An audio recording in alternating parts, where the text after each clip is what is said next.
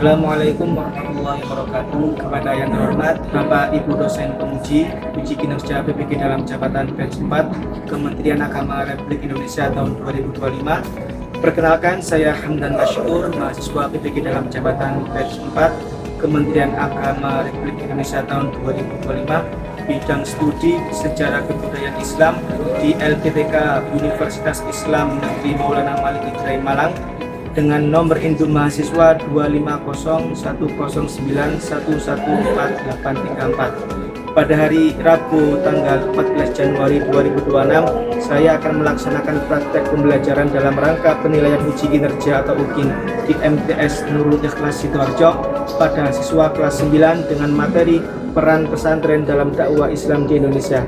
Selamat menyaksikan, sekian dan terima kasih. Wassalamualaikum warahmatullahi wabarakatuh. Assalamualaikum warahmatullahi wabarakatuh. Waalaikumsalam warahmatullahi wabarakatuh. Selamat pagi anak-anak. Selamat pagi, Pak. Bagaimana kabar kalian semua? Alhamdulillah, luar biasa. Allahu Akbar. Yes, yes. Sebelum berdoa dimulai, Bapak ingin melihat kerapian dan kelengkapan dari kalian semua. Semuanya berdiri dulu.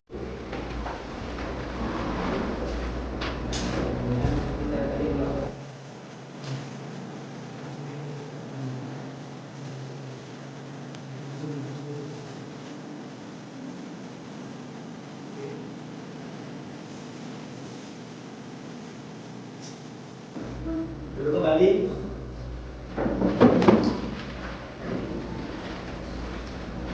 Alhamdulillahirrahmanirrahim, kita diberikan kesehatan pada pagi hari ini oleh Allah Subhanahu wa Ta'ala, sehingga kita dapat melaksanakan kegiatan belajar mengajar. Untuk mengawali kegiatan belajar mengajar, lebih baiknya diawali dengan pembacaan doa. Kenapa? Karena kullu amrin di balil lahir jauh bi basmalatin bahwa sesuatu kebaikan yang tidak diawali dengan bismillah atau doa, maka keberkahan tersebut akan hilang. Mudah-mudahan pada pagi hari ini pembelajaran kita diberikan keberkahan. Untuk berdoa, kami mohon ketua kelas untuk memimpin. Monggo ketua kelas, Abang.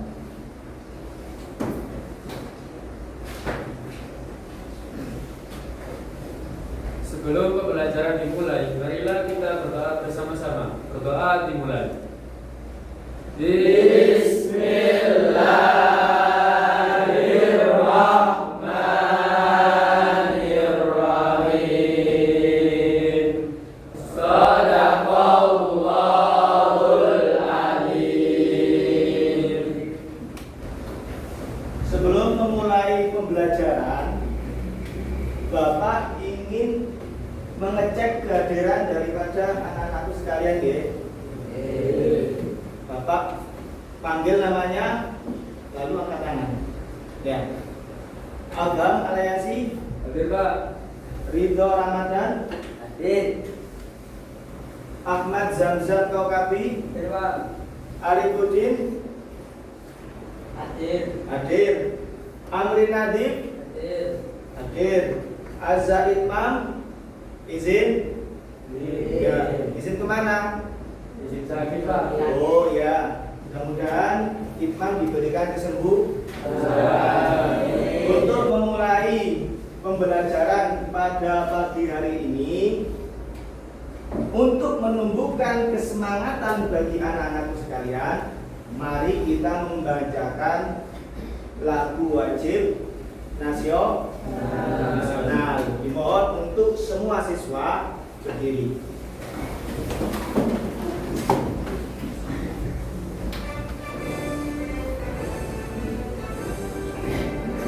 Indonesia tanah airku, tanah tumpah darahku. Indonesia yang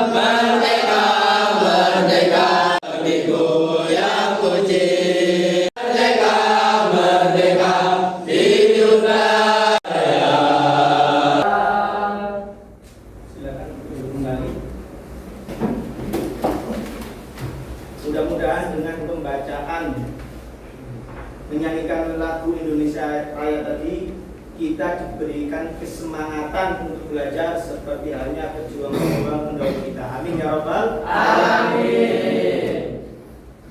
Bapak di sini ingin membacakan kesepakatan kelas dulu. Gunanya apa? Gunanya Bapak mengajar dengan enak. Anak-anakku sekalian mendengarkan penjelasan Bapak dengan mudah.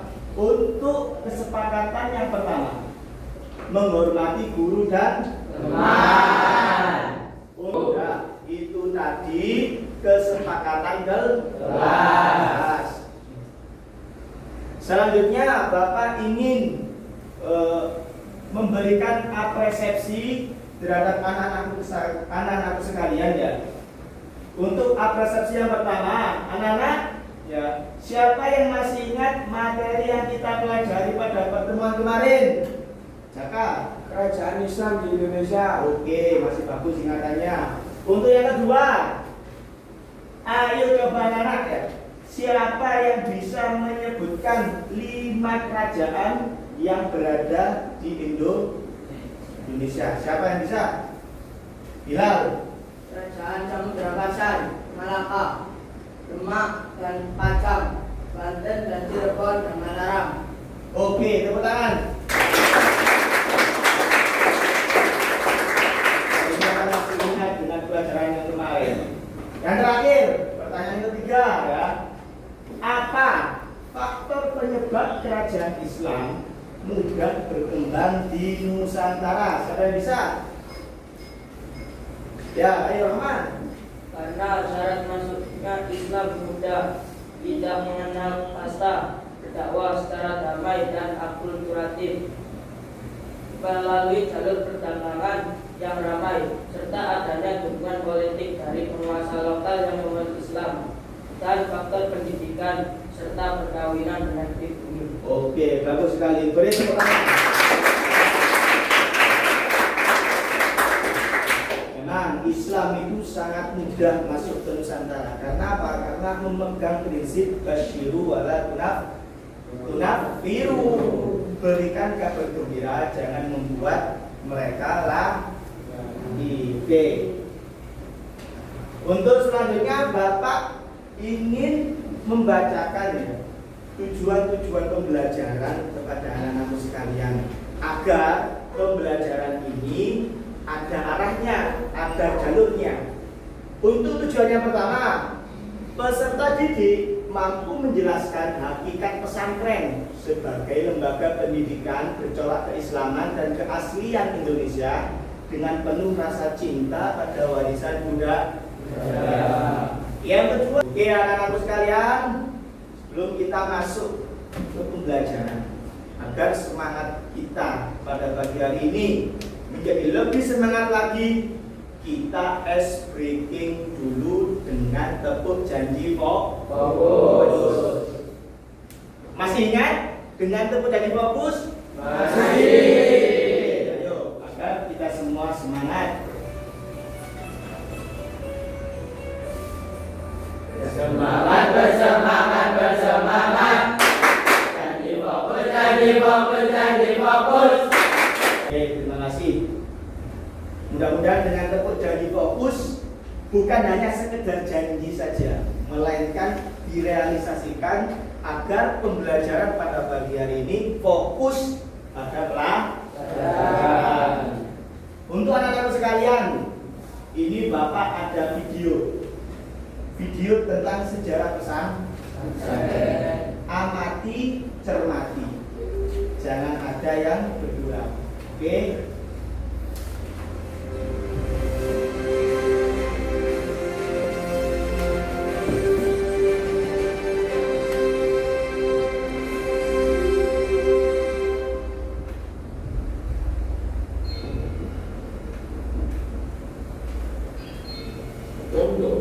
berasal dari bahasa Arab, yakni untuk dan artinya asrama atau model. Sementara pesantren berasal dari bahasa Syekh lalu diadaptasi menjadi pesantren yang artinya tempat tersambung dalam kitab suci. Menurut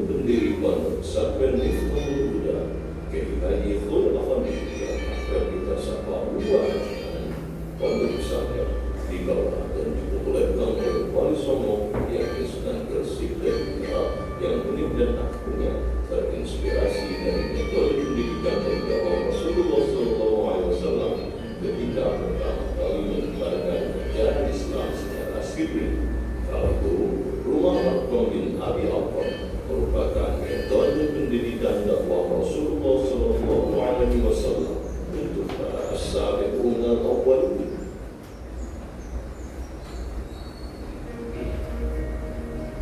Peran pondok pesantren Indonesia sangat besar dan fundamental dalam berbagai bidang, di antaranya satu, penyebaran agama Islam. Dahulu, nenek moyang kita belum mengenal tauhid. Pondok pesantren mengenalkannya dengan berbagai metode pendekatan yang rahmatan lil alamin, menyatu dengan masyarakat, membumi bumi berdiri. Saat ini, dilansir dari data World Population Review tahun 2021, Indonesia adalah negara dengan jumlah penduduk muslim terbanyak di dunia. Total, ada sekitar 231 juta jiwa penduduk di Indonesia yang memeluk agama Islam. 2. Perjuangan kemerdekaan. Jauh sebelum teks proklamasi dibacakan dari milik asrama Kobong pesantren, santri atas hikmat perintah kiai dan jalan ibadah berjibaku menumpahkan darah perjuangan hingga tetes penghabisan demi meraih kemerdekaan Republik Indonesia. Resolusi Jihad menambah spirit perjuangan membela tanah air istiqomah hingga detik ini, menghasilkan konsep bernegara dengan menempatkan akidah sebagai dasar utama dasar negara, bahwa bangsa Indonesia adalah atas berkat. Oke, anak-anak sekalian, dari video tersebut Bapak ingin memberikan pertanyaan pemantik. Di sini Bapak membuat 4 pertanyaan pemantik. Bagi siapa yang bisa menjawab? Anak-anak. Untuk pertanyaan pertama, bagaimana pesantren berhasil menyebarkan ajaran Islam ke masyarakat, Pak? Dari sini sudah paham semua, nggih? Selanjutnya, mari kita lihat PPT yang sudah Bapak buat. PPT singkat tentang pondok pesantren di Nusantara. Munculnya pondok pesantren di Indonesia. Pondok berasal dari kosakata bahasa Arab yang memiliki makna asrama atau tempat di mana pesantren didik tinggal. Adapun pesantren berasal dari kosakata lokal, yaitu cantrik yang bermakna siswa atau peserta didik. Dengan demikian, pondok pesantren merupakan perpaduan kosakata bahasa Arab dan bahasa lokal. Secara istilah, pondok pesantren adalah sebuah lembaga pendidikan yang dimana peserta didik tinggal di asrama selama 24 jam atau lebih dikenal dengan kata mukim. Untuk melaksanakan proses belajar mengajar baik pendalaman ilmu agama atau tafaqquh fiddin maupun keterampilan dalam kecakapan hidup. Ciri-ciri pondok pesantren. Dikatakan pondok pesantren mesti ada ciri-cirinya. Apa saja ciri-cirinya? Yang pertama, pesantren merupakan bentuk lembaga pendidikan Islam tertua di Indonesia. Kok bisa tertua? Sebelum penjajahan pondok pesantren sudah ada. Pondok pesantren pertama yaitu berdiri pada tahun 1700. Yang kedua, pondok berasal dari kata funduk yang artinya asrama. Sedangkan pesantren memiliki akar kata santri. Kalau pondok tidak ada santrinya, maka itu bukan pondok pesantren, melainkan pondok saja atau padepokan atau asrama saja. Yang ketiga, lahirnya lembaga pendidikan pesantren dimulai sejak masa Wali Songo. Contoh pondok tertua, Wali Songo mendirikan salah satunya Raden Rahmat yang lebih dikenal dengan Sunan Ampel. Sunan Ampel dulu juga mendirikan pondok pesantren. Salah satu santrinya bernama siapa? Syekh Maulana Oke.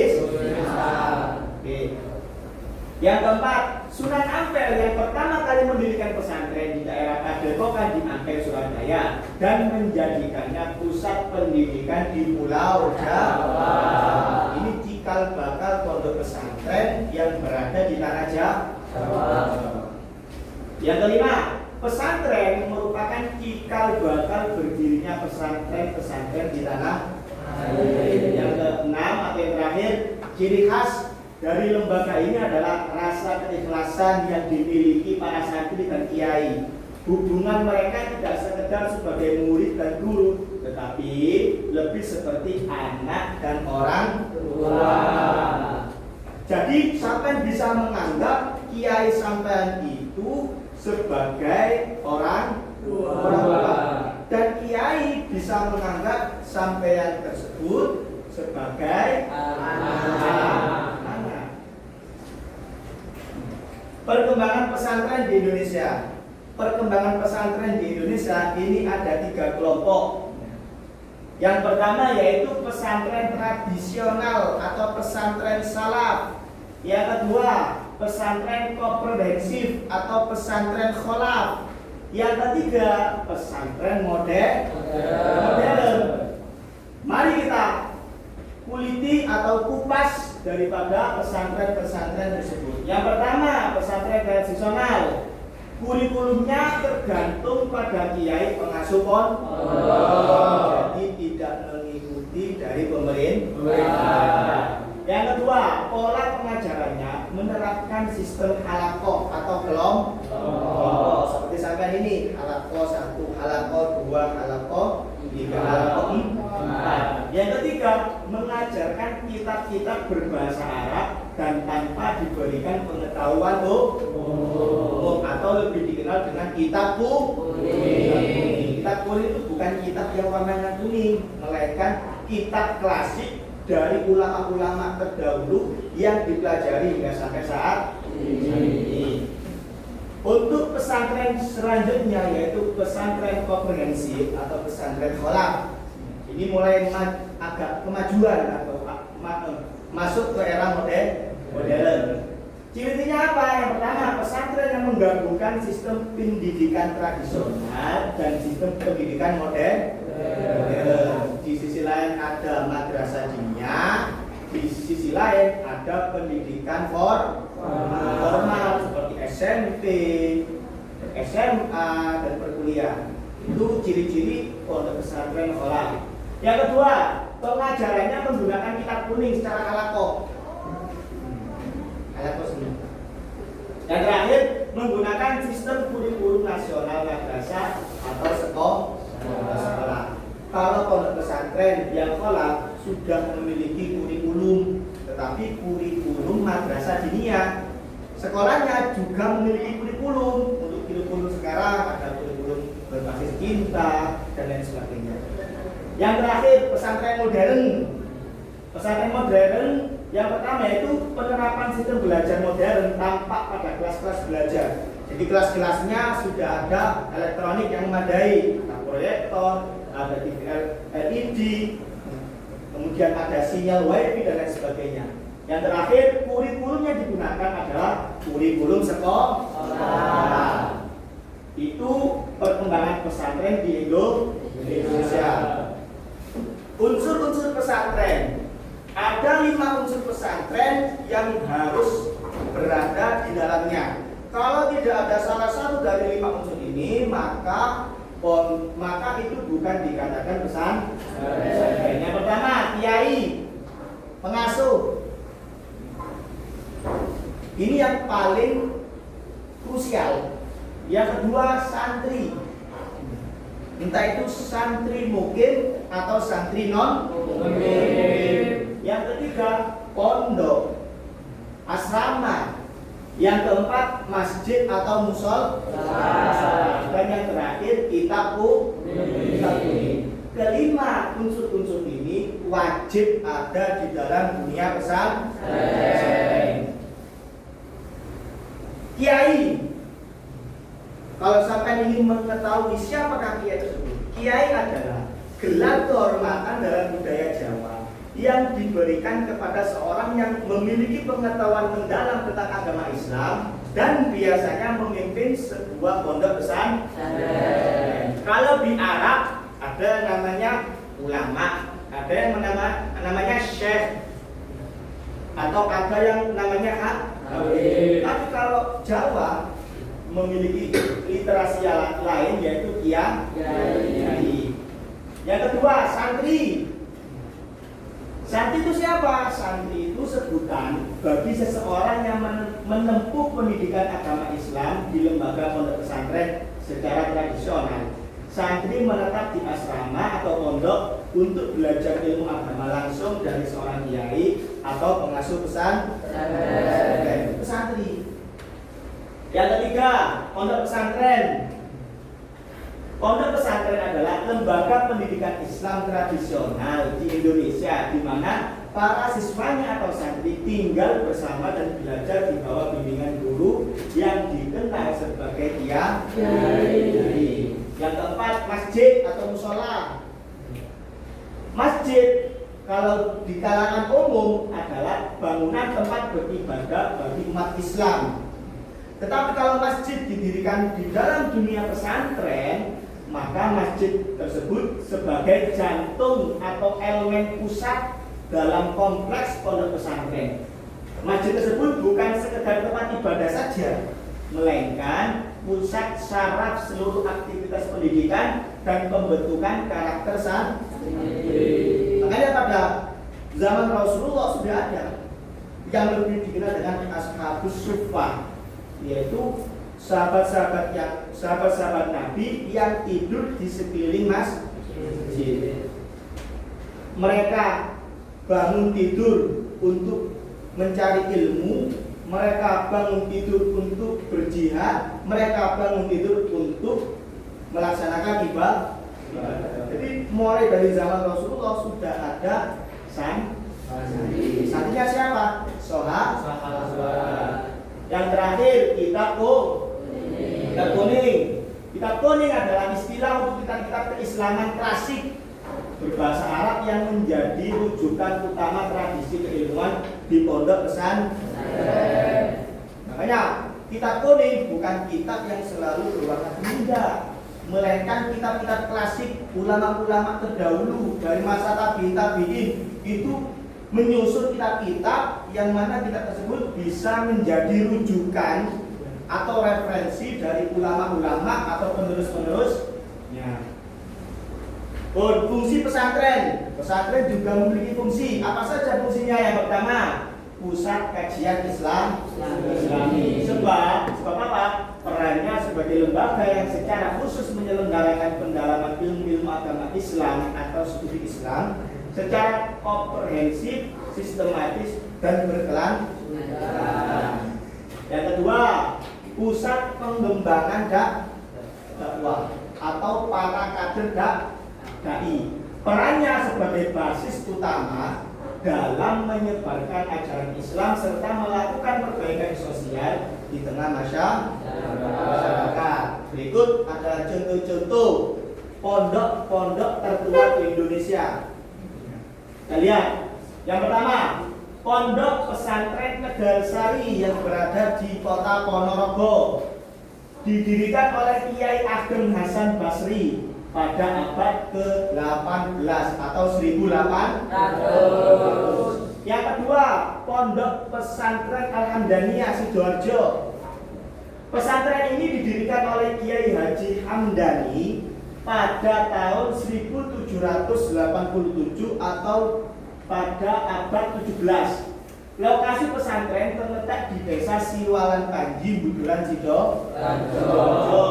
Yang ketiga, Pondok Sidoarjo selanjutnya, setelah anak-anakku melihat PPT tadi, Bapak ingin membuat kelompok-kelompok gunanya untuk merefleksi daripada pelajaran yang Bapak tadi jelaskan. Oke, ayo dibuat kelompok.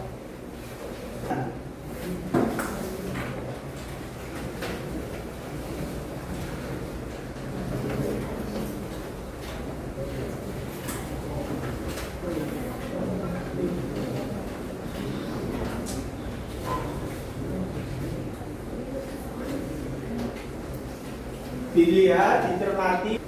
Kalau ada yang kurang paham, boleh ditanyakan kepada Bapak.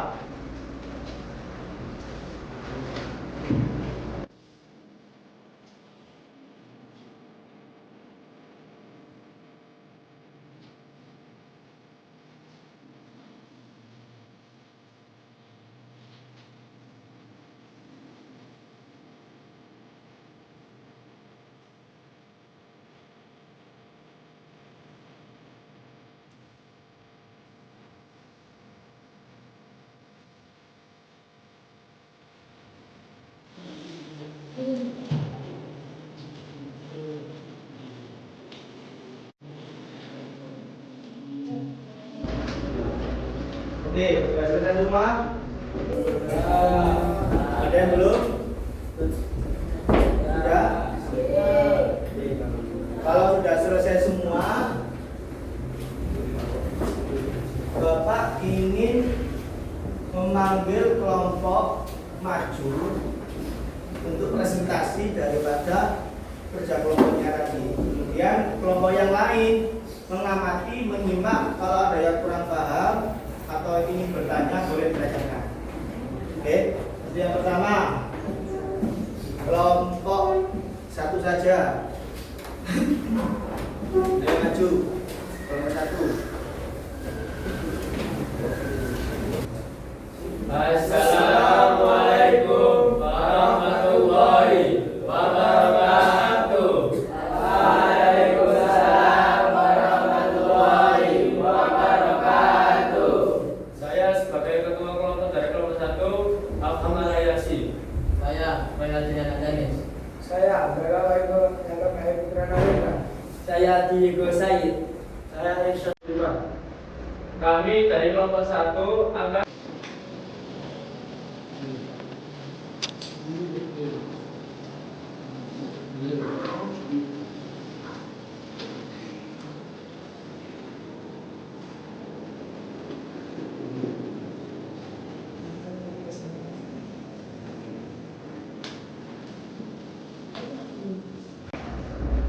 saya sebagai kelompok dari kelompok 1 akan menjelaskan 5 komponen dari pondok pesantren. Yakni yang pertama, yang di dalam pondok pesantren, yakni berupa ada masjid. Ada masjid. Yang kedua, meneladani cinta ulama pada umat. Pilihlah salah satu pesantren bersejarah dari materi bab 3. Contoh, Tegal Sari, Buntet, Darussalam, Martapura, dan lain-lain yang besar untuk mencerahkan dan mendidik masyarakatnya. Jawabannya yaitu Ponpes Al-Hamdaniyah. Kiai Haji Hamdani adalah seorang ulama asal Pasuruan yang lahir sekitar tahun 1720. Sudah bisa dipahami? Kalau ada yang belum, coba yang bertanya. Apakah hormat guru atau takjil pada masa beliau masih hidup saja? Oke. Meskipun beliau sudah wafat, kita mesti hormat takdir pada beliau, seperti mendoakan dan menziarahinya. Sudah paham? Ya, sudah. Cukup. Kembali. Kelompok 2. Silakan. Assalamualaikum warahmatullahi wabarakatuh. Waalaikumsalam warahmatullahi wabarakatuh.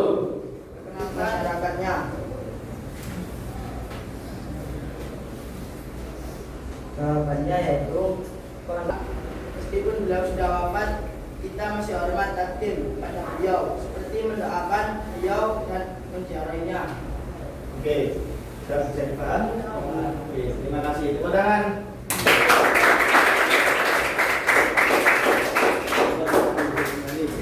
Saya kira Bapak semuanya sudah paham akan dunia pesantren. Jadi Bapak ingin mengambil kesimpulan bahwa representasi dari pesantren yaitu adalah institusi pendidikan Islam khas Nusantara yang lahir dari akulturasi budaya lokal dan nilai-nilai Islam. Berdirinya pesantren di Indonesia merupakan bentuk perjuangan dan kemandirian umat dalam menghadapi tantangan zaman dengan menerapkan nilai-nilai luhur seperti hormat pada guru atau tawadhu, kemandirian, kesederhanaan, kebersamaan, serta cinta pada ilmu, menjadikan pesantren sebagai lembaga yang tidak hanya mencetak orang pintar, tetapi juga individu yang memiliki karakter kuat, rendah hati, dan cinta tanah air. Untuk selanjutnya, Bapak ingin mengetahui pemahaman dari pribadi anak-anakku sekalian semuanya ya. Ini Bapak bagi asesmen. Ada pilihan ganda, ada soal esai. Ayo dibicarakan sendiri-sendiri. Bapak ingin mengukur pemahaman pribadi kalian semua.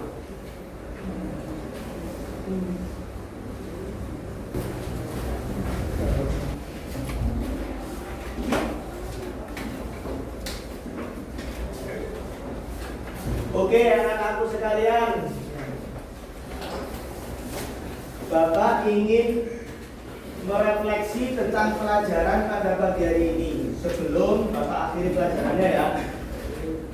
Yang pertama, apakah kalian merasa kesulitan memahami beberapa konsep yang diajarkan pada peran pesantren dalam dakwah Islam di Indonesia? Ya. Oh, hingga sampai saat ini.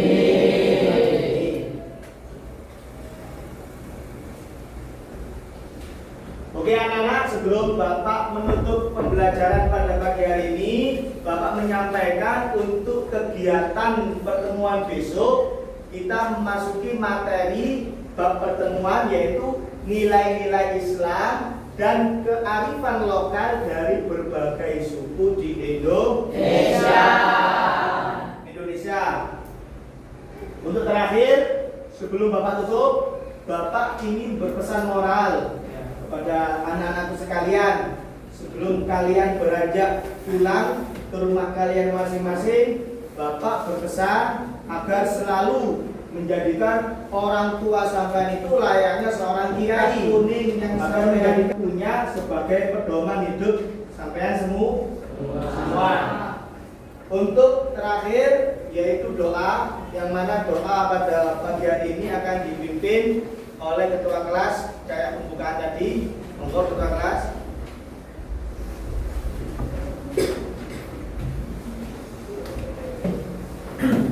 Sebelum pembelajaran kita akhiri, marilah kita berdoa bersama-sama. Berdoa dimulai. Bismillahirrahmanirrahim. Rabbi zidni ilman nafi'a wa waffiqni amalan maqbula.